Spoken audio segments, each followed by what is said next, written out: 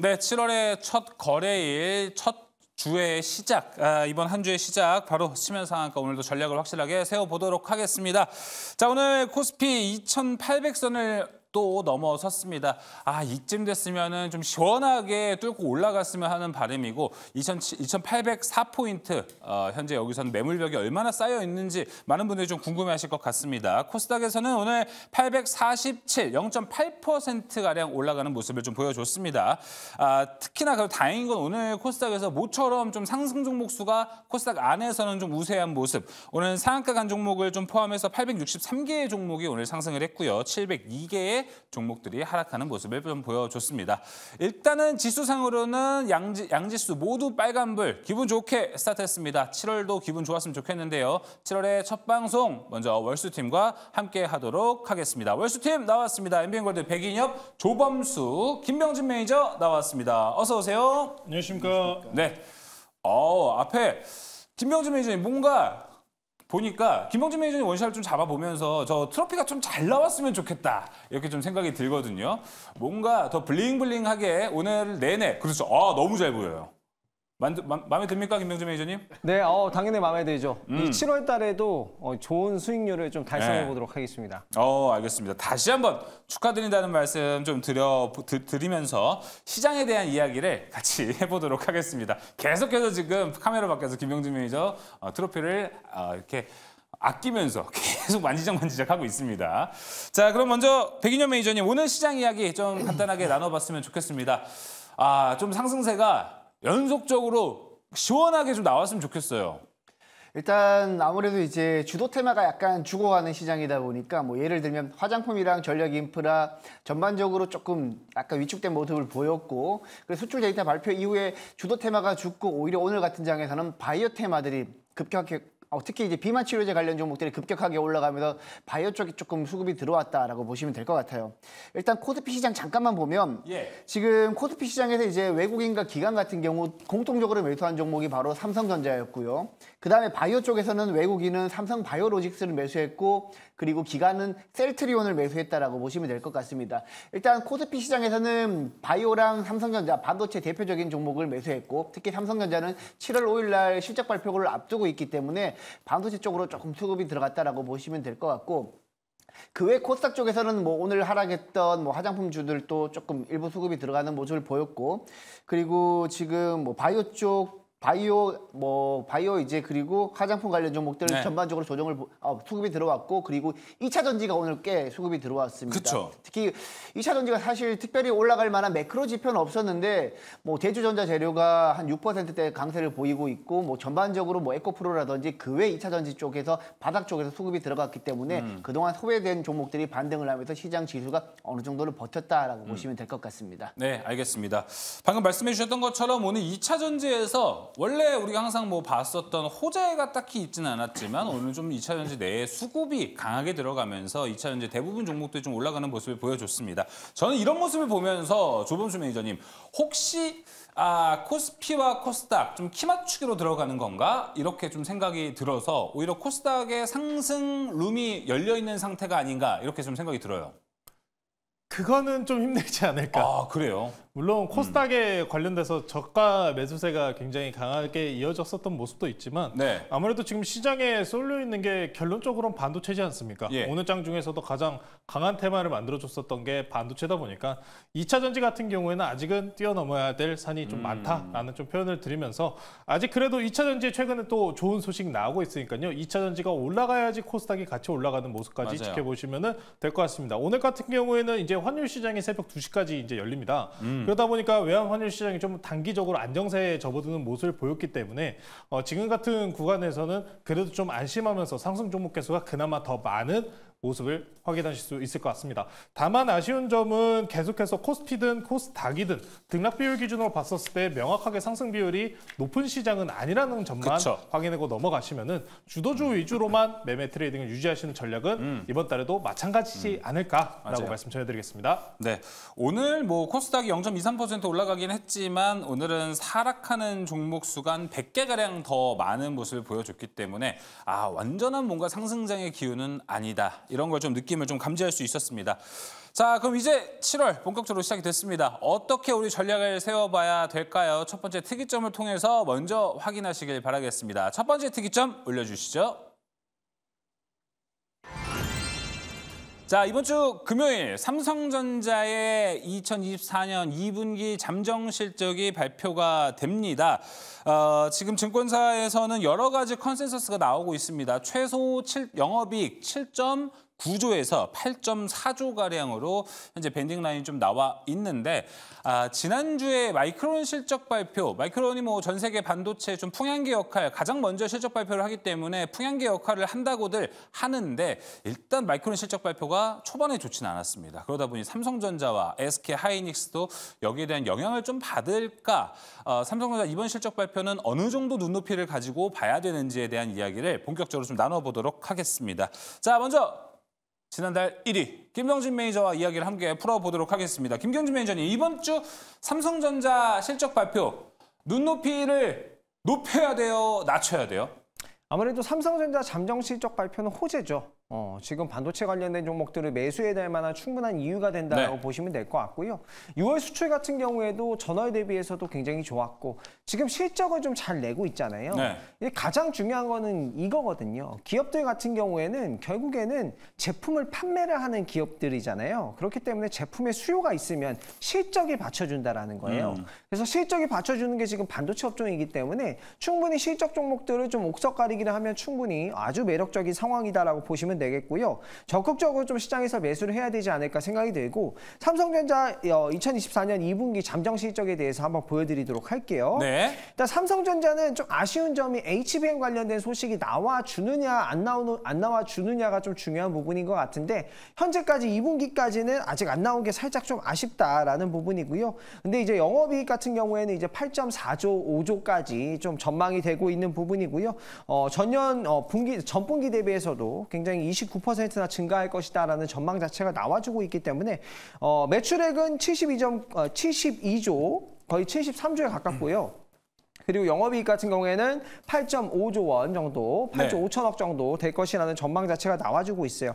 그래서 반도체 관련된 종목들 같은 경우에는 철저하게 실적 나오는 종목들 위주로 접근해 보시면 될 것 같고요. 결국에는 수요가 받쳐주는, 실적이 받쳐주는 기업들은 주가의 변동성도 좀 작지 않을까 생각이 들어서 계속해서 이제 보시면 될 것 같고. 그리고 오늘 이제 삼성전자 CXL 관련돼서 삼성전자가 CXL 상용화해서 팹라인 또 구축을 했다라는 소식이 또 나오면서 뭐 엑시콘이라든가 뭐 이런 삼성전자 CX에 관련된 종목들도 주가가 좀 변동성이 나와주고 있는데 이렇게 단기적으로 이슈 나오는 종목들도 같이 트레이딩 경매 보시면 좋지 않을까 생각이 들고요. CXL 테마가 조금 더 진행이 되려면은 인텔이 올 하반기에 CXL 2.0을 지원하는 CPU를 출시를 하면 본격적으로 관련된 종목들이 한 번 더 좀 주가가 움직여줄 수 있지 않을까라고 생각하기 때문에 오늘 이제 주가가 올랐을 때보다 살짝 좀 조정받을 때나 이슈 있었을 때 반도체 관련 종목들은 접근해 보시면 좋을 것 같습니다. 알겠습니다. 삼성전자 실적 전망 이야기하다가 오늘 시장에서 CXL 관련주들 뭐 오킨스전자, 엑시콘, 네오셈 등이 좀 강하게 올라오는 모습을 보여줬기 때문에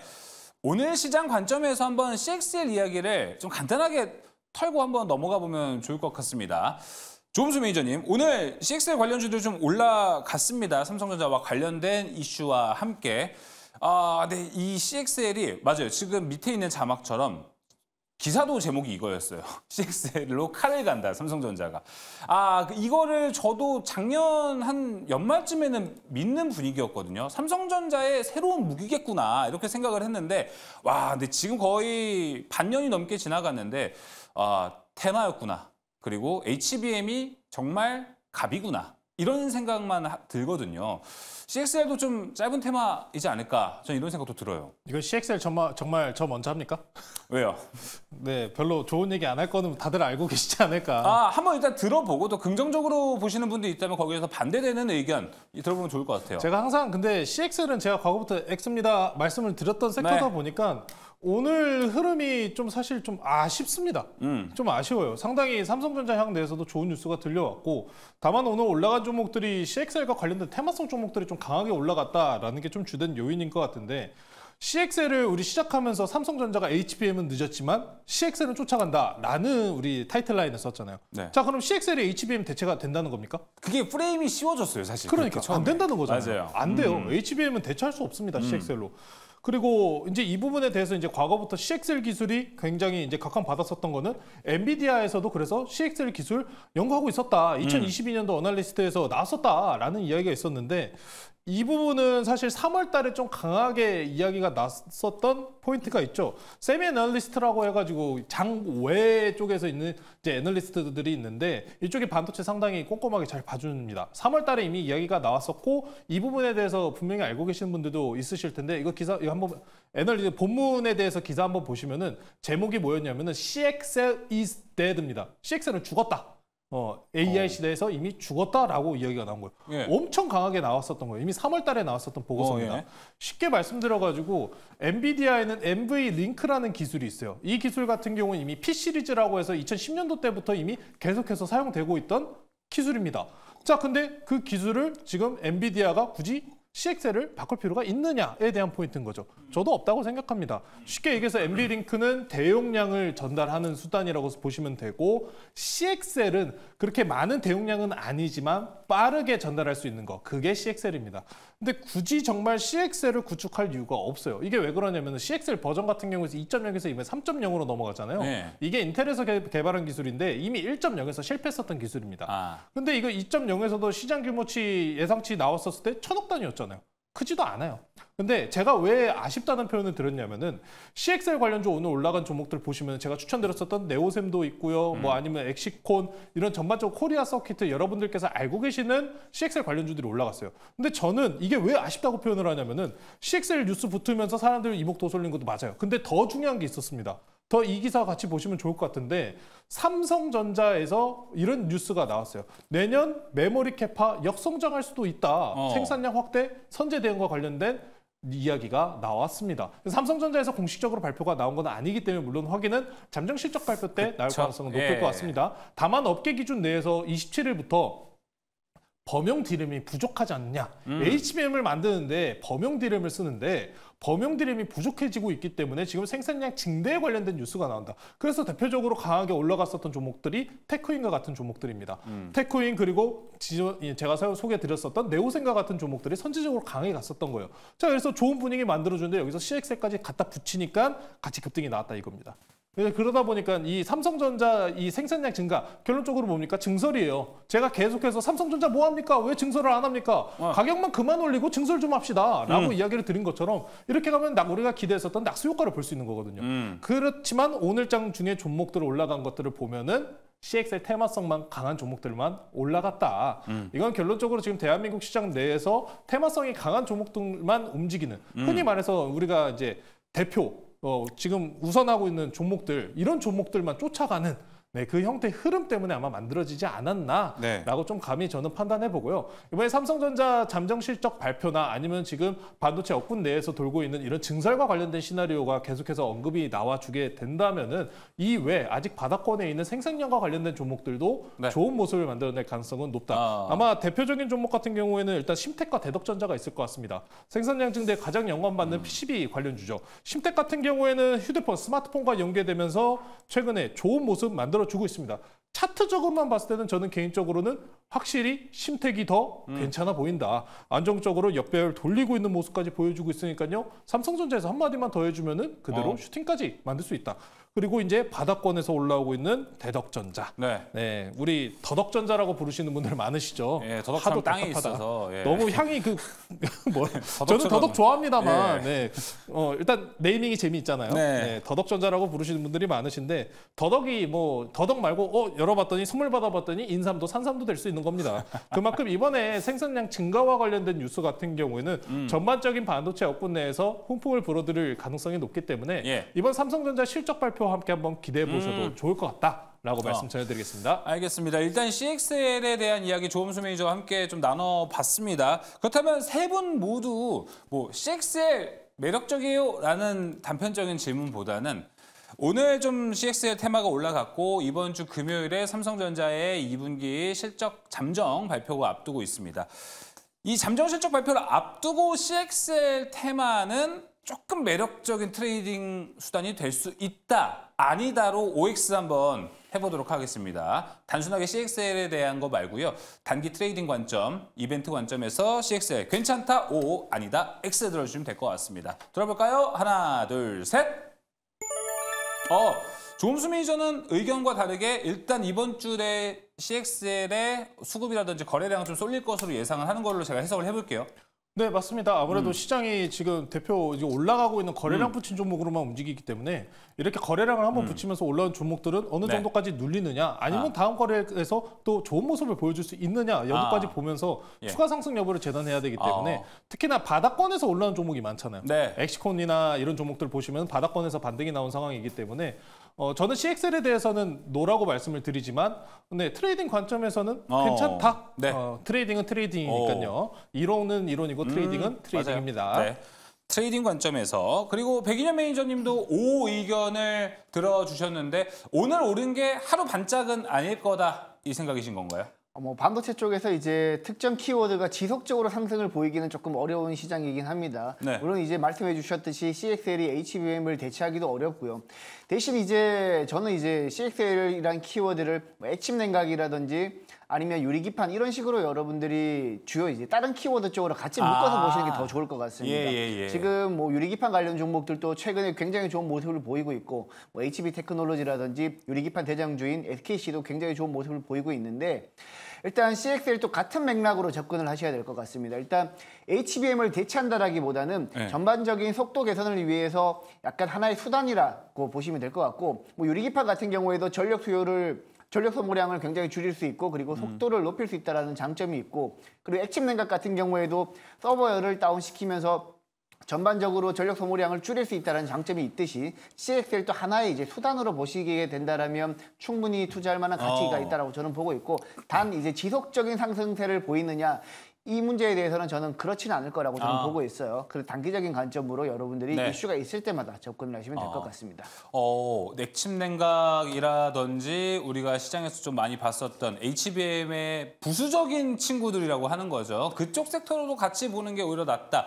그동안에 우리가 좀 CXL을 하면서 언론 플레이를 보면서 되게 CXL이 HBM을 대체하는 거구나라는 오해를 하시는 분들 많을 것 같은데, 그쪽까지는 좀 가는 건 힘들 것 같고요. 오히려 좀 액침 냉각 같은 테마로 같이 이야기해보면 좋을 것 같습니다. 그렇다면 백인현 매니저님, 그동안에 많은 분들이 사실 뭐 딥하게 모르고 딥하게는 알진 못하고 CXL에 투자하신 분들 분명 있을 거예요. 이게 HBM을 대체한대 하면서 하신 분도 있을 거예요. 그러다 보니까 뭐 엑시콘, 네오셈 들어간 분들께서는 한미반도체가 올라갔던 것만큼을 기대하신 분도 많을 것 같은데, 방금 백인현 매니저님이 액침 냉각 정도로 얘기를 해주셨으니까 상승폭도 그 정도만 기대를 하는 게 좋은 건가요, 지금은?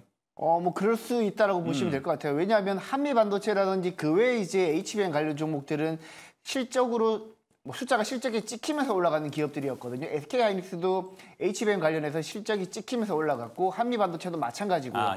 대신 이제 우리가 흔히 많이 이슈가 됐었던 뭐 CXL 관련 종목 해가지고 뭐 반도체 IP, 디자인 하우스, 뭐 팹리스 업체들 전반적으로 아직까지 실적이 찍히면서 올라가는 기업들은 없습니다. 그래서 과거 이제 관련 종목들이 올랐듯이 단기적으로 테마군을 형성할 수는 있겠지만 장기적으로 한미 반도체처럼 우상향하기는 좀 어렵지 않을까라고 저는 보고 있습니다. 알겠습니다. 자, 오늘 테마로 CXL 좀 강하게 오른 것이 있기 때문에 CXL에 대한 이야기를 해봤고요. 다시 삼성전자의 실적 발표로 좀 돌아와서 이야기를 해보도록 하겠습니다. 저는 개인적으로 생각했을 때 마이크론이 지난주에 실적 발표를 했을 때 마이크론 주가 하락이 좀 있었잖아요. 그러다 보니까 그 뒤에 하는 삼성전자 입장에서는 마이크론이 미리 얻어맞았구나. 우리는 실적 발표 때 무리가 없겠는데? 라는 생각이 들어서 저는 사실 그래서 이번 주 삼성전자의 실적 발표가 큰 무리가 없지 않을까? 이렇게 좀 생각이 들거든요. 이런 관점에서 삼성전자 이번 실적 발표 좀 문제가 어딘가 좀 깨름직한 부분이 있다라고 생각하는 부분 있으십니까? 세 분 중에? 깨름직하다는 표현이 참... 뭔가 좀 걸리는 거죠. 마음이 다 열리지는 않는 거죠. 걸리는 게 당연히 있을 수밖에 없지 않을까요? 당연히 있을 수밖에 없습니다. 마이크론 실적 발표로 먼저 맞았지 않냐라는 표현을 지금 써주셨는데 마이크론이 문제가 된 게 뭐였습니까? 실적 잘 나왔어요. 다 잘 나왔습니다. 매출 영업이익 평가도 가이던스 내로 상회하면서 잘 나왔는데 문제가 뭐였냐면은 그래서 다음 가이던스는요. 그게 문제였어요. 다음 가이던스가 미스가 났습니다. 예상치보다 밑에 떨어졌었다는 거죠. 그러니까 지금 마이크론이 보여줬었던 거는 시장이 지금 반도체에 대해 보여주는 기대치가 너무 높다라는 거죠. 사실 뭐 지금 우리가 반도체 업군들 항상 확인하면서 너무 높다라는 이야기 항상 자주 쓰는 것 같은데 반도체 업군 종목들 보시면은 실질적으로 주가 관련돼서 실적이 안 나오는 종목도 올라가 있는 종목도 있고 미래 실적을 땡겨놨습니다라는 이야기를 제가 드리는 종목도 있는 만큼 미래 평가가 과연 EPS가 그래서 계속 우상향을 만들 수 있느냐가 아마 중요한 포인트가 될 것 같습니다. 삼성전자 같은 경우에 일단 매출과 관련돼서 D램과 낸드에 대한 가격 인상을 나왔기 때문에 다음 가이던스도 분명히 기대치가 상당히 높을 가능성이 높다라고 보시면 좋을 것 같습니다. 네, 알겠습니다. 백예민 매니저님 손을 잠깐 들어주셨는데 네. 어떤 얘기를 또?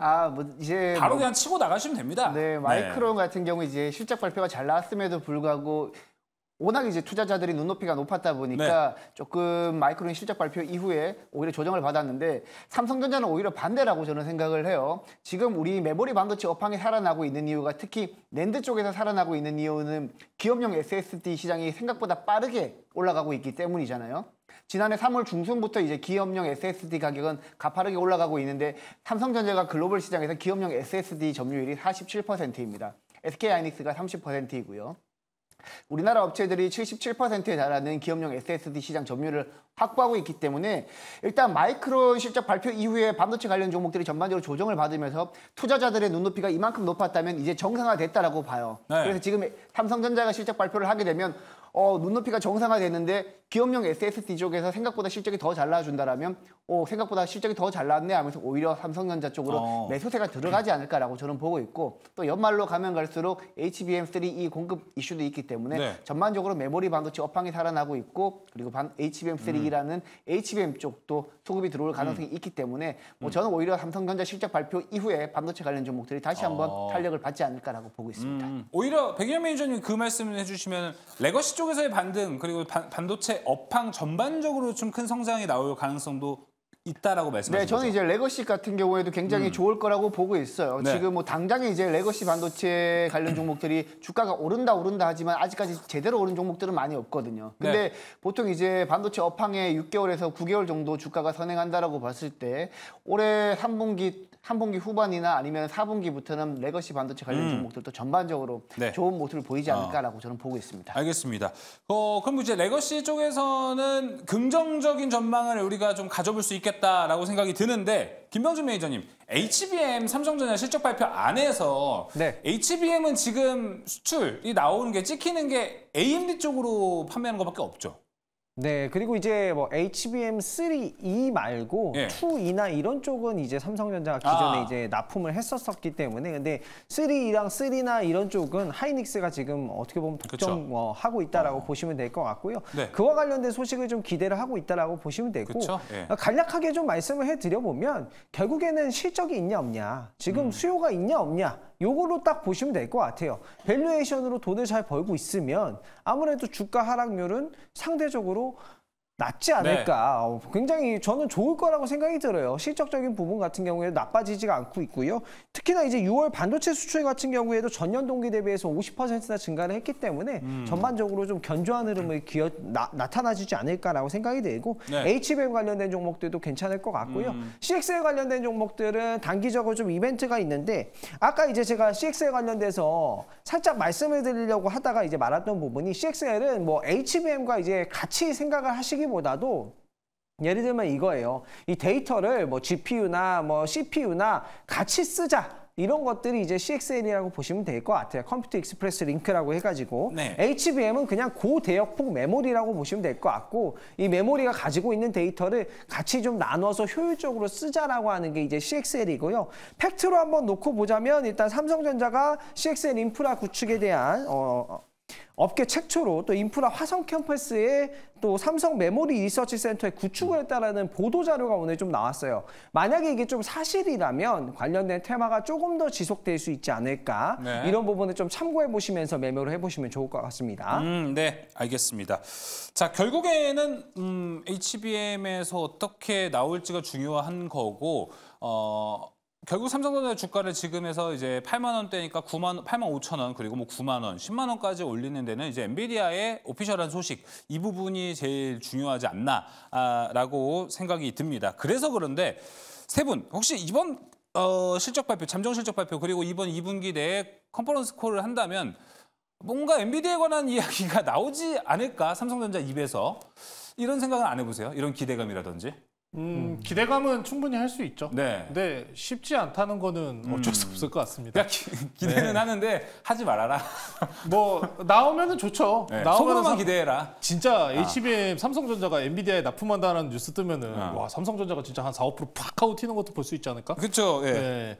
근데 일단은 기대입니다. 네. 그러니까 속으로만 기대하자. 말로 표현은 하지 말고. 뭐 그 부분도 없잖아요. 겉으로 드러내지 말고. 그래도 삼성전자를 믿으시는 분들에게는 얼마나 또 중요한 포인트겠습니까? 그러니까 이제 9월까지 되게 기대를 하잖아요. 근데 이번이 이제 7월이니까 한 2달 빠른 발표 기대해봐도 좋을까 이런 거죠 사실. 근데 이게 기대감이 높을 수밖에 없는 게 애초에 삼성전자가 퀄테스트 관련돼서 이번 2분기 말에 3분기 초 관련된 뉴스 이야기가 나왔었잖아요. 네. 증권계에서도 마찬가지인 이야기가 나왔기 때문에 이번에 어쩔 수 없이 기대감은 높을 것 같습니다. 어쩔 수 없이 기대감은 높을 것 같고 네. 삼성전자 향으로 아무래도 디램이나 낸드가 당연히 좋다는 이야기가 나올 수밖에 없을 텐데 근데 이미 주가들이 많이 올라갔죠. 네. 네, 그러다 보니까 그 향후 방향성은 일단 삼성전자 잠정 실적 발표 이후에 확인한 다음에 점검해도 늦지는 않을 것 같습니다. 알겠습니다. 김효준 매니저님 말해주세요.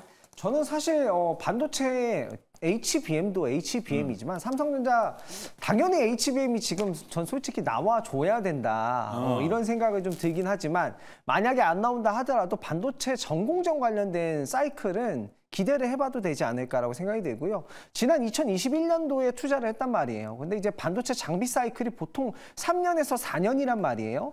2025년도 정도 되면은 그 3, 4년 사이클 주기가 돌아서기 때문에 오히려 저는 이제 반도체 장비 쪽이라든가 뭐 이런 쪽들도 굉장히 좋은 투자 포인트가 될 수 있을 것 같고 네. HBM에 대한 기대도 당연히 해봐야 되는 거고 기업이라는 건 당연히 또 신제품을 내놔야지 또 매출이나 영업이익이 유지가 되는 거기 때문에 그것도 한번 같이 곁들여서 네. 이번에 한번 어떤 얘기를 하는지 저도 기대가 된다. 예. 한번 기대를 해보자. 이렇게 좀 말씀드리겠습니다. 네. 우리가 뭐 가이던스 하는데 뭐 가이던스 엔비디아만한 가이던스 없거든요.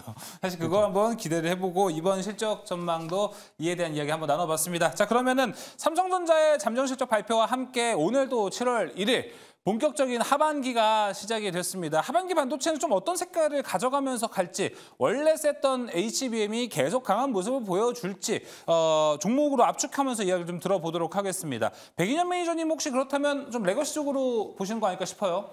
저는 이제 삼성전자가 제일 지금 투자기가 제일 안정적이다라고 보고 있습니다. 왜냐하면 지금 우리 국내 시장을 보게 되면 특정한 섹터가 치고 나가기도 어렵고 그리고 기존의 주도 테마였던 테마들이 한순간의 데이터 미스로 주가가 빠지기도 하기 때문에 결국 이제 롱텀 관점에서 본다라면 삼성전자만한 기업이 없다. 그리고 결국에는 메모리 반도체 업황이 살아나고 있는 것은 매 분기마다 D램 가격이 상승하고 있다는 것을 봐도 메모리 반도체 업황이 살아나고 있다고 보시면 되고 네. 그리고 HBM3 공급 이슈 네. 이번 실적 발표 이후에 한번 나올 것 같습니다. 그래서 삼성전자 같은 경우에는 굉장히 긍정적으로 보셔도 되지 않을까라고 저는 보고 있습니다. 뭔가 백인현 매니저님 삼성전자 이제 8만 원은 안전하게 지켜낼 것 같지 않아요? 왜냐면 지금 큰 호재 없이 꾸준하게 잘 올라온 주가입니다. 네, 충분히 이제 8만 원 지켜낼 수 있다라고 보고 있고 저는 10만 원 또 진짜 연내에 충분히 갈 수 있다라고 보고 있기 때문에 마땅히 이제 투자처가 없다라고 하시는 분들은 삼성전자 매수하셔도 충분히 가능하다라고 보고 있고 그래도 나는 조금 탄력적으로 매매하시겠다 하시는 분들은 삼성전자 밸류체인 소부장 관련 종목들도 한번 눈여겨보시면 좋을 것 같습니다. 네, 알겠습니다. 자, 이어서 조범수 매니저님 어디를 보는 게 좋아요? 뭐 저는 반도체 관련돼서 항상 삼성전자 향 보시고 삼성전자 보셔야 됩니다라고 항상 강하게 주장했다시피 삼성전자는 근데 제가 말씀을 잘 안 들리는 거는 지수물 영향이 있기 때문에 그쵸. 쉽지는 않죠. 쉽지는 않기 때문에 당연히 저는 삼성전자 이번에 전공정과 관련된 섹터를 한번 한 종목 정도 보셔도 괜찮다. 증설과 관련된 언급이 이야기가 나왔기 때문에 공정면에서 가장 수혜받을 만한 유니셈이라는 종목 말씀드리겠습니다. 유니셈 같은 경우에는 이미 증설 캐파와 관련된 이야기도 끝난 상황이고 삼성전자 HBM 시가공정과 연관성이 있다. 또 이제 여기서 장비를 납품한다라고 이야기까지 나온 종목이기 때문에 삼성전자가 정말 HBM 납품 관련된 소식이 나온다면은 급등할 종목이 상당히 많습니다. 그 종목 중에 하나인 종목이다. 제가 셈 종목들 참 좋아하네요. 네오셈도 이번에 참 좋은 모습 만들었고 다음에는 유니셈도 좋은 모습 더 만들지 않을까라고 말씀드리겠습니다. 세컨드셈. 안 그래도 제가 한 2주 전부터 방송을 통해서 네오셈 강조를 되게 많이 했던 게 조범수 매니저거든요. 지난주 주가 퍼포먼스를 보면은 확실히 이 사람이 셈을 좋아하는구나. 이 사람이 좋아하는 셈은 잘 올라가는 거구나 라고 좀 생각을 해보실 수 있을 것 같습니다. 이번 주는 유니셈인 것 같습니다. 자, 이어서 김병진 매니저님. 네, 저는 반도체 소재 종목. 지금 가장 좀 안전한 게 일단은 뭐 잘 팔리고 있으니까 6월 반도체 수출도 좀 잘 나왔고 안전 포인트가 뭐 소재 아닌가라고 생각이 들어서 저는 코코코 코미코를 한번 선정을 해보도록 하겠습니다.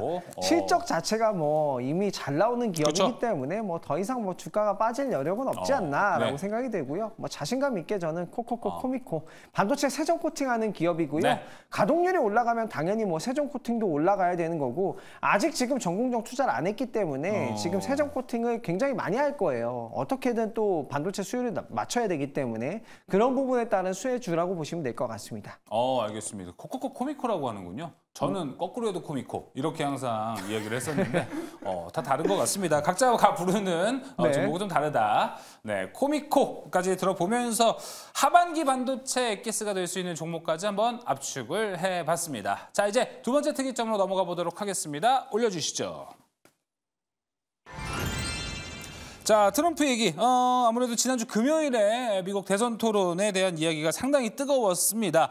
그때도 이미 방송이 끝나고 트럼프 밑에 자막은 이제 임재범 씨의 너를 위해 가사가 막 나오기 시작하더라고요. 트럼프 사진 밑에는 내 거친 생각과 그리고 바이든 밑에는 불안한 눈빛과 라는 이런 밈들이 좀 오고 갔는데 그런 밈들이 온 걸 보면은 확실히 이번 대선 토론에서는 좀 트럼프가 우세했구나라는 생각을 했는데 금요일 시장 어떻게 돌아갔나 봤더니 확실히 친환경에 가까운 바이든에 가까운 섹터들이 조금 하락하는 모습을 보여줬습니다. 지난주 금요일에 미국 시장 보면은 나이키의 급락 그리고 뭐 퍼스트솔라, 캐네디언 솔라 등 이 재생에너지들 쪽에서의 하락세가 두드러진 모습을 보여줬는데 자, 이제 이 정도 대선 토론이 끝났으면 조범수 매니저님 주류 섹터와 비주류 섹터가 좀 갈라진 모습이라고 우리가 봐도 되나요, 앞으로? 네, 좀 확실히 갈려졌다라고 보시면 좋을 것 같은데 제가 금요일이었죠. 금요일 날 라이브를 다 지켜봤습니다. 관전 포인트는 뭐였냐면은 트럼프가 얼마나 신랄하게 막말을 할까였는데 맞아요. 네. 요게 제가 들었을 때 그 S로 시작하는 그 단어만 썼던 그게 단어를 사실 좀 강조하는 표현으로만 썼지 욕을 거의 안 했어요, 트럼프가. 좀 마일드했다라는 얘기가 있었어요, 생각보다. 그렇죠. 생각보다 제가 봐도 트럼프가 이 정도로 이렇게 젠틀하게 좀 얘기를 하나. 트럼프 기준에서 젠틀한 정도로 이야기를 했습니다. 네, 맞아요. 근데 문제가 뭐였냐면은 바이든 대통령이 이번에 발언을 이어갔었을 때 첫 번째로 나이와 관련된 이슈가 강하지 않았습니까? 그러다 보니까 나이와 대비해서 그러다 발언을 할 때 있어가지고 스피칭이 어찌 보면 굉장히 약했다. 좀 아무래도 나이가 있으시다 보니까 그런 모습이 전반적으로 보였었고 제가 봤었을 때 가장 이제 치명적이었던 부분이 트럼프는 가만히 그냥 별말 안 하고 이겼다는 표현이 맞을 것 같습니다. 바이든 대통령이 이제 뭐라고 이야기를 했었냐면은 이제 이전 전 대통령인 트럼프 대통령 때 인플레이션 비율이 엄청나게 올라갔고 자기 정권 내에서 그 인플레이션 비율을 안정을 시켰다라는 발언을 했는데 이거는 잘못된 발언이죠. 바이든 대통령이 취임한 이후로부터 인플레이션 비율이 치솟아 올랐고요. 다음에 금리 인상 사이클 들어가면서 안정화가 일어났기 때문에 그런 면에서 아무래도 미국 같은 경우에는 이 남성성이 굉장히 강한 나라지 않습니까? 그렇죠. 그런 모습에서 바이든 대통령의 지지율이 급변화가 났습니다. 이게 차트를 한번 보시면은 이제 각 미국 대통령들에 대해서 이제 투표 비율 이제 어떤 쪽에 더 승리할 가능성이 높겠다라는 사이트에서 지금 채취해온 자료인데 지금 보시면 주황색이 트럼프 전 대통령이고요. 파란색이 바이든 현 대통령입니다. 확 떨어졌어요. 그러다 보니까 이 바이든 대통령 민주당 내에서도 이런 이야기가 나왔습니다. 그래서 이거 대선 후보 교체해야 되는 거 아니냐. 근데 바이든 대통령은 끝까지 한다고 합니다. 네. 그러다 보니까 일단 대선 후보에 대해서 변경점은 없을 것 같고, 그러나 앞으로 우리가 트럼프 대통령 관련주 아니면 바이든 전 대통령 관련주와 관련돼서 나누시는 모습이 상당히 많을 것 같은데, 저는 굳이 나누시기보다는 이제 실제적으로 이제 중간에 뭐 토론회라든지 아니면은 또 추가적인 당내 이런 이야기라든지 변동성 올 가능성 충분히 하지 않습니까? 예. 그러면은 이 두 후보 다 가져가는 정책을 보면 되지 않을까? 아, 교집합에 있는 거. 교집합에 있는 거. 그래서 그게 전력기기 아닙니까? 전력기기 중에서도 원전이죠. 원전입니다. 아하. 이제 이거는 트럼프 대통령도 전 대통령도 과거부터 이야기가 나왔었던 게, 이거는 과거 트럼프 대통령의 발언권을 채취해온 기사입니다. 여기서 보시면은 네. Receive Nuclear Energy라고 나와 있다시피 원전과 관련된 투자를 지속적으로 이야기를 했고요. 바이든 현 대통령 같은 경우에도 지금 이번에 원전과 관련된 투자를 추가적으로 이야기가 나오고 있지 않습니까? 친환경과 관련된 부분은 풍력과 태양광이라고 많이들 알고 계시겠지만 친환경에 원전도 들어갔잖아요. 그러다 보니까 원전이라는 교집합을 가지고 있는 상황이기 때문에 오히려 지금 시장에서 변동성을 오히려 없이, 우리나라도 마찬가지로 원전의 수출, 세일즈에 대한 니즈가 엄청나게 지금 계속해서 올라오고 있다시피 이런 변동성을 가지는 종목들 굳이 찾아보지 마시고 오히려 안정적으로 갈 수 있는 원전을 보시는 게 어떨까. 저는 그래서 이번에 트럼프 대통령, 바이든 대통령, 물론 트럼프 대통령의 탑픽이라고 하면은 방산 쪽을 이야기할 것이고, 그리고 바이든 현 대통령에 대해서 이야기할 때는 당연히 친환경과 관련된 투자라고 우리가 이야기를 할 수 있을 겁니다. 다만 이제 안정적으로 보실 분들께서는 교집합인 원전 관련주들을 보시자. 오늘 장 중에서도 원전 관련주들이 나쁘지 않은 흐름이었습니다. 특히나 SMR 관련주들이 좋은 흐름을 보였기 때문에 원전 관련주들 한번 보시는 게 어떨까라고 말씀드리겠습니다. 알겠습니다. 오히려 여기서 좀 더 꿀팁까지 얻을 수 있었습니다. 일단은 트럼프가 우세한 모습을 보여줄 것 같습니다. 그런데 아마 이게 1차 토론이고 2차 토론이 9월에 또 예정이 되어 있는 걸로 알고 있습니다.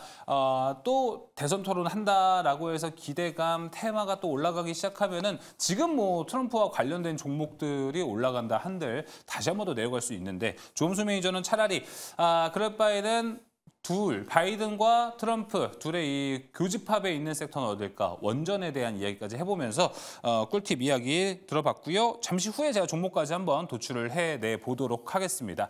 자, 그래서 우리나라 종목들도 근데 피해는 있긴 했습니다. 오늘 사실 백인현 매니저님, 오늘 우리나라 뭐 친환경, 신재생에너지, 풍력, 태양광, 특히 태양광에서도 많이 더 빠졌는데 풍력도 같이 항상 좀 따라가다 보니까 신재생에너지는 오늘 하루 좀 빠진 하루를 보여줬거든요.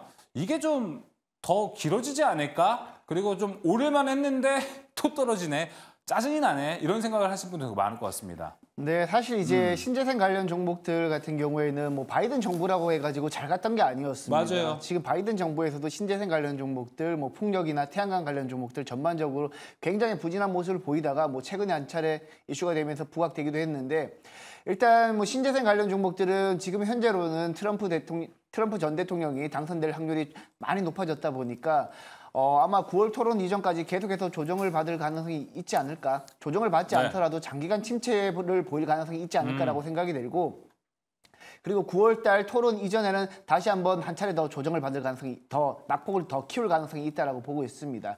그래서 지금 우리 투자자들 입장에서는 당장은 신재생 쪽에서 전반적으로 글로벌 시장에서 투자가 많이 이루어진다고 하더라도 당장은 신재생 에너지보다는 방금 잘 말씀해 주셨지만 원자력 관련 종목들도 있고요. 예. 그 대신 이제 신재생 관련 종목이랑 무관하게 전력 인프라 쪽은 계속해서 올라갈 가능성이 있다라고 보고, 네. 그 외에 이제 방산 관련 종목도 함께 아울러서 여러분들이 보신다라면 지금부터 뭐 누가 대통령이 되든 상관없이 충분히 승산은 있다라고 저는 보고 있습니다. 오늘 전력 인프라 백인현 매니저님, 오늘 좀 차익 실현 매물이 그냥 나왔다고 보는 겁니까? 이거 미국하고는 연관이 없는 거죠?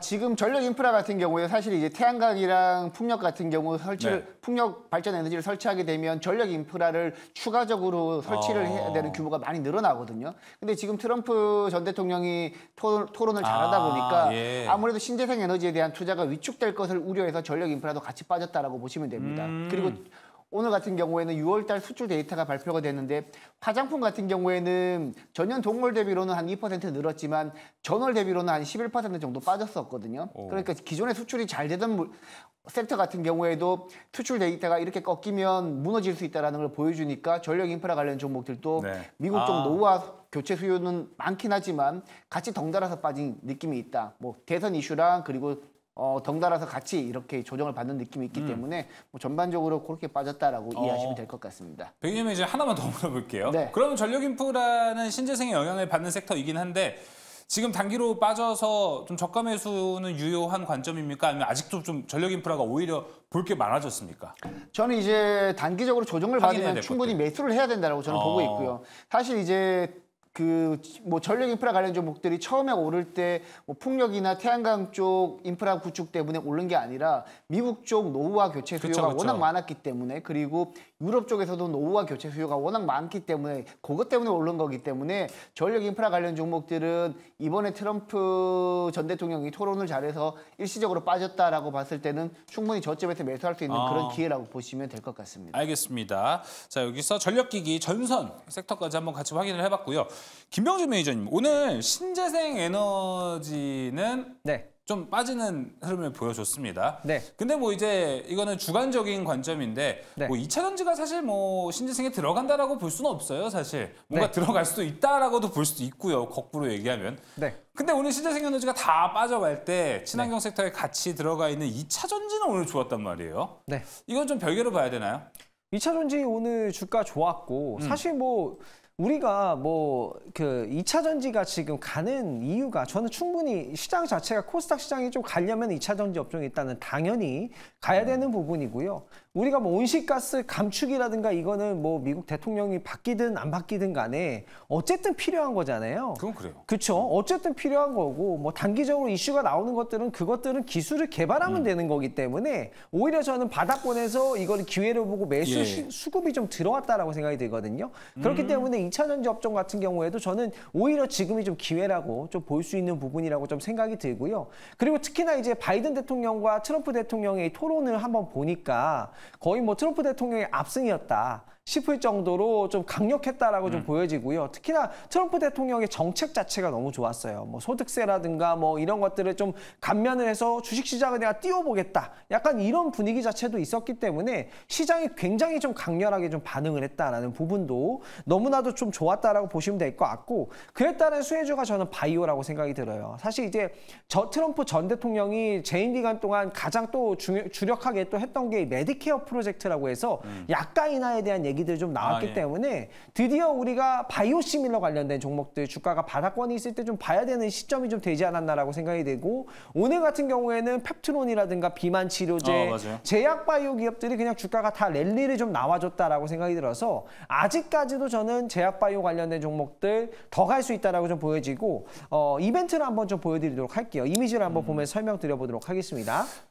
이미지를 한번 이미지를 한번 보면요. 미국 대통령 선거 관련된 일정을 한번 보도록 할게요. 그래서 9월 10일 정도 되면 2차 TV 토론회가 예상이 되어 있어요. 여기에서 만약에 뭐 정책 변화라든가 뭐가 나타날지는 아직까지는 모르겠어요. 아직까지는 모르겠습니다만 8월 19일과 9월 10일 이때 또 이벤트가 있기 때문에 이런 것들을 좀 참고해 보시면서 매매해 보시면 될 것 같고요. 저는 충분히 그전까지 제약바이오가 계속해서 수급 흐름이 너무나도 좀 좋을 것 같고요. 바이든 대통령 그리고 이제 트럼프 전 대통령을 떠나서 약가 인하에 대한 것들은 거의 공통적인 부분이기 때문에 제약바이오 업종을 저는 지금부터는 계속해서 눈여겨보아야 된다라고 생각이 들고 그 연말 정도 되면은 어쨌든 미국에서 초당적 지지를 받고 있는 게 그거예요. 여야가 거의 뭐 생물보안법 통과를 또 앞두고 있기 때문에 연말 정도 되면 통과가 될 거라는 전망이 우세하고 있기 때문에 제약바이오 기업들 보시면 좋지 않을까 생각하고 있습니다. 제약바이오. 종목으로 한번 바로 압축해보도록 할게요. 김병준 매니저님. 네, 저는 종목을 압축해보면 셀트리온. 네, 셀트리온을 좀 압축해 볼 수 있을 것 같고요. 또 제약바이오 대장 기업이기도 하고 침펜트라도 미국 수출 또 이제 진행을 하고 있는 기업이고 올해부터 매출이 좀 나오고 있고 내년도 매출이 침펜트라가 1조가 넘어갈 거라고 이제 예상이 되고 있기 때문에 특히나 약가 인하하면은 또 바이오 시밀러 아니겠습니까? 물질 특화가 만료된 거를 복제약으로 만들어서 저렴하게 만들어서 판매를 하는 이 바이오 시밀러 업종이 좀 최대 수혜가 아닌가라고 생각이 들고 셀트리온이 지금 주가도 바닥권이기 때문에 전 탑픽 종목으로 셀트리온을 꼽아봤습니다. 오히려 좀 생물보안법과 관련해서 미국에도 이쪽에 대한 모멘텀은 좀 기대가 될 수 있을 것 같습니다. 셀트리온 김병준 매니저 이야기를 했고요. 그 옆에 있는 조범수 매니저님 아까 원전 이야기 해줬어요. 종목도 원전으로 압축해 줄 거예요? 뭐 원전 같은 경우에 뭐 우진은택 정도 보시면 되겠지만 트럼프 우진은택. 대통령 쪽을 이야기를 한다면은 많이들 말씀하실 게 바로 방산주일 겁니다. 그래서 예. 방산주 쪽으로 하면 저는 풍산 말씀 전해드리고 싶고요. 그리고 바이든 대통령이라고 하면 당연히 신재생 에너지겠죠. 다시 그렇죠. 한번 정책에 대해서 분위기가 더 강하게 불어올 가능성이 있기 때문에 하나 솔루션을 말씀드립니다. 다만 제가 지금 보는 거는 이런 개별적인 종목을 보실 게 아니라 이제 앞으로 정치, 정책적인 부분에 대해서 불확실성이 커진다가 아마 주요한 포인트가 되지 않을까 싶습니다. 특히나 미국이나 특히 그 옆에 이제 유럽 같은 경우에도 굉장히 지금 난리가 났어요. 구급파가 또 이번에 프랑스. 프랑스 구급파가 또 이번에 득세를 했다라는 이야기가 나온 만큼 정치적인 불확실 리스크가 계속해서 전 세계적으로 가속화가 되고 있습니다. 미국도 마찬가지일 분위기가 높기 때문에 이 대선 전에 특히나 포트를 비우는 형태의 흐름도 항상 자주 나오곤 합니다. 그에 따른 달이 항상 3분기 때 진행됐었던 모습이 있기 때문에 정치적 불확실성만 좀 주의하시면서 좀 이런 바이든 대통령 쪽에 뭐 이게 좋다, 트럼프 대통령 쪽에 이게 좋다, 이거를 지금 당장에 보시기보다는 11월 달에 대선 후보 당선된 게 누가 당선됐냐 한 다음에 보셔도 늦지 않으니까요. 지금 당장 이 포인트들을 이제 너무 장기적으로 보지는 마시자라고 말씀드리겠습니다. 이해됐습니다. 우리나라 대선도 아니고 미국 대선인데 뭐 이게 굳이 우리가 이렇게 빠르게 뭐 시류에 맞춰서 이렇게 하는 거는 좀 급하지 않나 이렇게 좀 생각도 듭니다.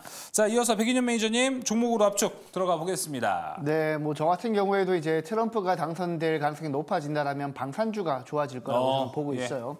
특히 이제 트럼프 같은 경우에는 우크라이나 러시아 전쟁에서 손 뗀다는 얘기도 나오고 있고 나토 쪽에서도 이제 그들끼리 이제 방탄을 국방을 이제 자주 국방을 이제 강화하라는 얘기도 있고 우리나라에서도 이제 약간 나간다라는 얘기가 있기 때문에 전반적으로 이제 우리나라 국방 예산도 더 증가하게 될 경우에는 우리 국내 방산 업체들 실적이 더 좋아질 가능성이 높다라고 보고 있기 때문에 최근 이제 수주가 가장 가파르게 쌓이고 있는 하나 에어로스페이스가 방산주 쪽에서는 눈여겨볼 만한 종목이라고 보고 있고 그리고 이제 바이든 대통령이 지금 현재 바이든 대통령이 당선된다라면 아무래도 저는 2차 전지 쪽 지금 워낙 이제 2차 전지 관련 종목들이 바닥에 깔리기도 했고 특히 제가 항상 말씀드리지만 실리콘 음극재 밸류체인은 업황과 상관없이 계속해서 보셔야 된다고 말씀을 드렸는데 실제 오늘 대주전자 재료가 6%대 상승세를 보이면서 전반적으로 가장 강한 모습을 보였단 말이죠. 그래서 2차 전지 쪽에서 만약에 바이든 대통령이 다시 연임을 한다면 2차 전지 쪽에서는 저는 대주전자 재료가 가장 좋지 않을까라고 보고 있습니다.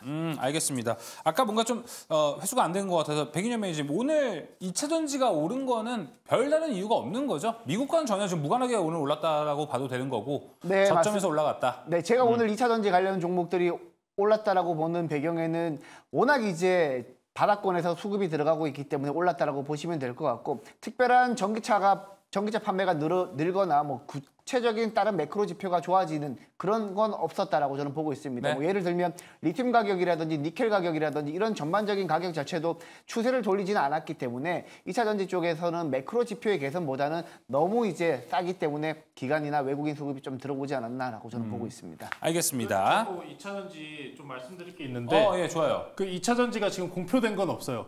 근데 설은 있어요. 설은 있어요. 뭐예요? CATL이 오늘 급락 나왔어요. 예. CATL 급락과 관련해서 CATL 생산량에 차질 빚는다라는 언급이 중국이니까. 네, 중국 쪽에서 이게 나오니까 반사수혜 쪽으로 2차 전지가 올라갔다라고 보시면 됩니다. CATL이 오늘 7% 정도 급락이 나왔는데 일단 이 부분에 대해서 CATL이 또 그리고 중국도 마찬가지로 부인을 하고 있는 상황이기 때문에 썰은 썰이다. 네, 그 정도로 지금 2차 전지가 그래서 반사수혜적으로 올라갔다라고 보시면 좋을 것 같습니다. 알겠습니다. 자, 2차 전지까지 미국 대통령 후보들에 대한 토론 이야기까지 한번 해보면서 여기까지 2차 전지까지 이야기를 나눠봤습니다. 자, 이제 세 번째 특이점으로 바로 넘어가 보도록 하겠습니다. 세 번째 특이점 열어주시죠. 해상 운임이 엄청나게 올라가고 있습니다. 금요일마다 상하이 컨테이너 지수가 발표가 되는데 3,700선을 넘었던 걸로 기억을 하고 있고요. 지금 이렇게 좀 가파르게 오른다면은 SCFI 지수가 4,000까지도 올라갈 수 있지 않을까. 해운 운임 지수가 이렇게 올라가면 해운 섹터도 당연히 올라가지 않을까. 해운 운임이 코로나 때 엄청나게 올라가면서 흠슬라라는 별명을 가지고 HMM이 엄청난 주가 상승을 보여줬던 걸 생각한다면 이번에 우리 이거 이번 사이클, 이런 사이클 기대해봐도 되지 않을까 이런 생각도 듭니다. 백인윤 매니저님, 해운 지금 좀 괜찮은 사이클에 들어선 건 맞는 것 같아요. 네, 일단 뭐 지금 뭐 상하이 컨테이너 운임 지수가 잘 아시겠지만 지난 코로나 이후에 이제 해운 운임 지수가 많이 올랐을 때 상하이 컨테이너 운임 지수가 한 5,000포인트까지 올랐던 걸로 제가 기억을 하는데 지금 이제 3,700포인트까지 올랐기 때문에 지금 주가 수준을 감안했을 때는 충분히 업사이드 여력이 있다. 특히 HMM 같은 경우에는 컨테이너 운임 지수에 직접적인 영향을 받다 보니까 2분기 실적이 아마 굉장히 잘 나올 겁니다. 근데 제가 지난번 방송에서 한번 말씀을 드렸지만 HMM 같은 경우에는 2분기 실적이 굉장히 잘 나올 거지만 향후에 이제 3호 전환사채 물량이 출회될 물량이 있기 때문에 그것 때문에 주가 발목을 잡히고 있어요. 그래서 지금 HMM 같은 경우에는 실적이 잘 나오겠지만 3호 전환사채 물량 이 부분은 여러분들이 투자하실 때 고려하셔야 된다라고 보고 있고 제가 이제 지금 준비해온 자료 PPT 두 번째 페이지 한번 준비를 해주시면 지금 해운 운임 지수가 많이 오르다 보니까 신조성과 지수랑 중고성과 지수 함께 오르고 있는 모습을 보이고 조선주도 좋군요. 네, 맞습니다. 지금 해운 운임이 많이 오르다 보면 아무래도 조선주 쪽으로도 발주 물량이 늘어나기 때문에 신조성과랑 중고성과 지수가 계속 함께 오르는 모습을 볼 수 있고 그리고 지금 상하이 컨테이너 운임 지수만 오른다라고 얘기가 나오고 있지만 BDI 운임 지수 같은 경우에도 1월 달 대비 한 55% 이상 올랐기 때문에 BDI 운임 지수에 직접적인 영향을 받는 펜오션 주가도 여러분들이 한번 눈여겨보실 필요가 있다라고 저는 보고 있어요. 일단 해운 운임 지수가 올라가면 전반적인 해운사 관련 종목들이 주가가 올라갈 수밖에 없고 그리고 신조성과랑 중고성과 지수가 올라가게 될 경우에는 조선업체들 같은 경우 수준 물량이 더 늘어날 수밖에 없다라고 보고 있어요. 그래서 지금 우리 국내 대표적인 조선업체들뿐만 아니라 조선 기자재 업체들 대표적으로 엔진 관련 종목들이 최근에 잘 움직였죠. 하나엔진이라든지 STX 엔진 같은 종목들 그리고 해진중공업 같은 경우에도 조선 기자재 쪽에서는 굉장히 잘 움직였기 때문에 조선업체랑 기자재 그리고 해운 관련 종목들 전반적으로 지금은 슈퍼사이클에 진입하지 않았나라고 저는 보고 있어요. 그렇기 때문에 지금 관련 종목들은 전반적으로 계속해서 여러분들이 지금 수준 물량이 실적으로 쌓이고 있는 시기이기 때문에 전반적으로 계속해서 여러분들이 눈여겨보시면서 투자하시면 좋은 성과 거둘 수 있지 않을까라고 저는 보고 있습니다. 알겠습니다. 이제 바다로 가면은 주가 상승이 좀 잘 나오는 거 아닌가 이렇게 생각이 들어요. 바다로 가면 조선과 해운도 있고요. 석유도 이제 나오지 않을까 하기 때문에 최근에 이제 바다 테마가 강하게 좀 올라가는 모습이 나오고 있습니다. 자, 그러면은 우리가 조선과 해운으로만 이야기를 해보면 좋을 것 같아요. 세 분은 지금 어디가 더 매력이 있는지 OX로 한번 확인해 본 시간 가져볼까요? 해운은 O, 조선은 X. 나는 지금 조선과 해운 둘 중에 하나 여기를 해보겠다. 들어주세요. 하나, 둘, 셋. 조선이 X죠? 네, 조선이 X. 조선. 맞습니다. 그럼 조선이 두 개, 김명진 매니저는 해운이 더 낫다. 이유가 어떻게 돼요? 운임지수가 지금 거의 이 운임지수의 상승은 완전 연속성 있게 가는 거다. 당장의 실적으로만 본다면 해운이 좋고 그 다음에 좀 중기적인 실적으로 본다면 조선이 지금 수주가 좀 들어오고 있기 때문에 오늘 같은 경우에도 하나오션이 수주가 또 나왔잖아요.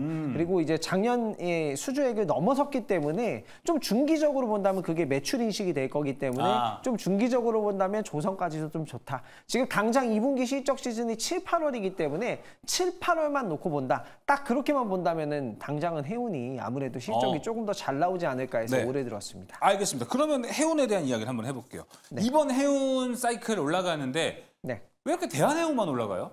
다른 종목들은 그렇게 올라가는 모습이 안 나오거든요. 아니요. HMM도 오늘 주가가 굉장히 좋았다라고 보시면 될 것 같고요. 지금 해운 관련된 종목들이 다 주가가 좀 올라가고 있는 추세다 보시면 될 것 같고. 차트를 보면 대한해운만 강하게 달려가고 있는데. STX 그린로지스 있잖아요.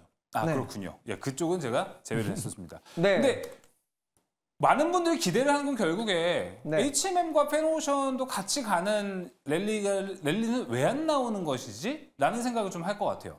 네, 아무래도 이제 펜오션은 인수 협상 불발이라든가 여러 가지 이슈가 있었던 종목이고 HMM 같은 경우에는 주가 차트를 보면은 나쁘지 않아요. 계속해서 좀 올라가고 있는 부분이고 그리고 이제 또 HMM은 상대적으로 대한해운 대비해서 덩치가 좀 더 큰 종목이기 때문에 좀 천천히 올라가는 거지 흐름 자체는 좀 좋아지고 있다라고 보시면 될 것 같고 오늘 차트 추세를 한번 보셔도 나쁘지 않은 흐름이 좀 연출됐습니다. 그래서 해운 관련된 종목들은 2분기 실적이 예상보다 좀 잘 나올 가능성이 굉장히 크기 때문에 2분기 실적 시즌까지는 큰 무리 없지 않을까 생각하고 있습니다. 알겠습니다. 아무래도 실적 발표 때가 이 선반영에 대한 것도 우리가 무시를 못하기 때문에 이에 대한 좀 트레이딩 전략, 타이밍도 잘 잡아보는 것도 중요할 것 같습니다. 조범수 매니저는 조선 이야기를 했습니다. 해운은 좀 장기적으로는 보기가 어렵다, 지금 관점에서? 장기적으로 본다면은 시장이 안 좋아요. 단기적인 트레이딩에서는 당연히 해운이 낫습니다. 그러니까 말씀하셨던 것 중에 STX 그린로지스 같은 경우 시총이 좀 적죠. 시총이 적은 부분 때문에라도 지금 가장 크게 올라간 모습이 있고 네. 대한해운이 해운주들 중에서 유럽선 향과 관련된 비중이 상당히 높은 종목이기 때문에 강하게 올라갔다고 보시면 될 것 같습니다. 해운주들 다들 알고 계시다시피 후티 방군이 계속해서 홍해를 틀어 막고 있다가 주된 원인이지 않습니까? 계속해서 크게 돌아가니까 이게 지금 실생활에도 지금 찾아볼 수 있는데 대표적으로 그 외제차 타시는 분들 요새 이제 만약에 수리할 게 있어서 갔다 하면은 뭐라고 얘기를 하냐면은 부품이 없답니다. 안 들어와서. 네. 저도 주말 중에 그 강아지 사료를 사러 갔는데 사료가 안 들어온대요. 외제차를 탔다는 게 아니고? 외제차도 마찬가지고 유럽 쪽에서도 마찬가지고 이제 들어오는 것들이 지금 안 들어온다는 거예요. 해운 때문에. 물류가 기간이 오래 걸리다 보니까. 네. 네. 외제차로 들렸어요, 방금 꼭. 그래서 네, 일단 알겠습니다. 네. 어쨌든 해운주가 악재주로 좀 평가받는 종목들 중에 하나의 강한 이유는 제가 아마 이번에 중순부터 들어오면서 해운주를 굉장히 방어적인 목적으로 항상 강하게 소개를 많이 시켜드렸었던 종목 중에 하나인데 해운주가 올라간다면 결론적으로 물류가 원자재 가격이 올라가지 않습니까? 우리가 지금 원하는 거 뭐예요? 인플레이션. 파월리 연준 의장이 계속 얘기하는 게 뭡니까? 인플레이션 잡아야 된다. 근데 못 잡잖아요. 네. 후티 방군 때문에 유가도 다시 82불까지 올라갔습니다. 복합적이네요, 진짜. 복합적이에요. 그래서 이거는 해운주 같은 경우에는 악재주라고 좀 일단 보는 게 맞습니다. 그래서 우리나라 해운주들이 그래서 과거에 지금 현재 BDIG나 SCFI 상해 컨테이너 운임 지수가 올라가는데 1대1로 그래서 맞춰서 올라갔냐라고 물어보신다면 그건 아닙니다. 그건 아니기 때문에 시장의 분위기에 따라서 달라질 가능성이 높습니다. 네. 그래서 나는 이런 단기적인 구간 잘 잡을 자신이 있다 하시는 분들께서는 해운주가 맞다고 말씀 전해드리고 저는 그런 거 모르겠고 어찌 되었든 운임지 올라가고 이제 클락슨 지수도 올라가니까 우리나라 조선 선박과 관련된 거는 이제 시작이다라는 이야기가 아직도 많은 만큼 안정적으로 난 투자를 하고 싶다 하시는 분들께서는 조선주를 보는 게 맞다라고 말씀 전해드리겠습니다. 맞아요. 조선주를 투자할 때 여러 가지 이야기를 좀 보면은 지금처럼 뭐 조선이 슈퍼사이클을 가고 있기 때문에 수주량도 많고 현재는 뭐 넥스트 수준은 어디가 될 것이냐라는 의문, 퀘스천 마크는 좀 찍히지만 장기적으로 조선이 더 잘 가기 위해서는 해운업도 잘 되는 게 조선주한테 좋다라는 이 애널리스트 코멘트도 있기 때문에 일단 조선주에는 더 플러스가 되는 것 같습니다. 자, 그렇다면 바로 조선해운 이 안에서 가장 기대해도 좋을 종목으로 압축을 해보도록 하겠습니다. 백인현 매니저님 먼저 들어볼까요? 네, 조선 쪽에서는 이제 최근에 수주를 또박또박 받고 있는 이제 HD 한국조선해양이 저는 가장 좋게 보고 있고, 그리고 해운주 쪽에서는 아까 이제 대한해운을 굉장히 좋게 보고 있는데, 아까 대한해운이 왜 유독 치고 나가는지에 대해서 잠깐 말씀하셨었는데, 네. 대한해운 같은 경우에는 1분기 실적 같은 경우 부동산 매각 이슈 때문에 실적이 굉장히 잘 나왔습니다. 그래서 이제 다른 쪽보다 더 잘 움직였고, 그리고 이번에 사우디 국영기업의 VLCC 초대형 원유 운반선을 4척을 매각을 했어요. 그쪽에서 매각 차익이 한 2,600억 정도 나올 텐데 그게 이제 올해 하반기부터 본격적으로 실적에 반영이 될 겁니다. 그 이슈 때문에 해운 운임지수도 올라가고 부동산 매각에 대한 차익과 그리고 VLCC 매각에 대한 차익까지 실적에 반영이 될 거기 때문에 다른 업체들보다는 대한해운이 실적에 대한 기대감이 조금 더 높지 않을까라고 저는 보고 있습니다. 알겠습니다. HD 한국조선해양 대한해운 들어봤습니다. 자, 이어서 조범수 매니저님의 종목으로 들어볼게요. 저는 최근에 조선주 관련돼서 물어보면 하나오션밖에 말씀 안 드립니다.